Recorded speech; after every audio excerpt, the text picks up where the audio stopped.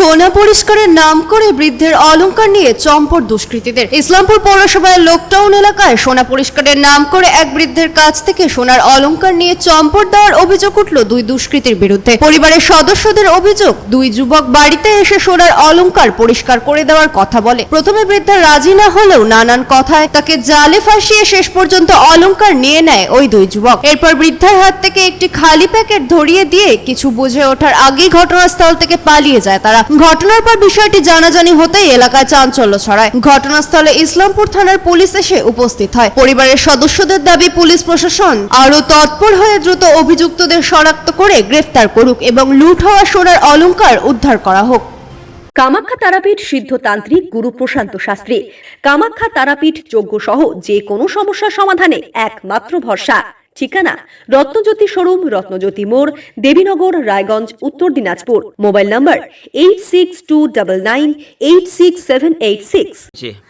ঘটনা তো আমি পুরোটা জানি না, তো ইসের দেখলাম মাসিমা যখন আমার এখানে আসলো, আইসা আমাকে বলছে যে আমার দিলীপ আমার গলার হারটা নিয়ে চলে গেল, এক্ষুনি নিয়ে গেল। লোকটা মোটা করে একটা অ্যাটাচি নিয়ে আসছিল, ভিআইপি। হ্যাঁ, আরেকজন লোক বলে ওই সে রোডের সামনে দাঁড়ানো ছিল। হ্যাঁ, তারপরে ওই কিছুক্ষণ পর আমাকে বললো যে দেখো আমার এটা নিয়ে গেল, ধরো তুমি লোক পাঠাও। তখন আমি মিস্ত্রিটারে পাঠাইলাম যে তুই একটু যাও তো, গিয়ে একটু দেখো তো কোথায় আসছে না আসে। এই তো। এটা কটা সময়ের ঘটনা হবে? এখন কটা বাজে? 20-25 মিনিট হবে। আচ্ছা, কয়জন ছিল তারা? আমি তো দেখিই নাই কয়জন ছিল। এখন ওই অন্য এই বাড়ির পাশে এরা বললো যে হ্যাঁ একজন ছিল, আরেকজন বলে ওইখানে দাঁড়াইছে। যার কি নিয়ে গেছে ওনার কাছ থেকে? ওই সোনার গলার হারটাই নিয়ে গেছে।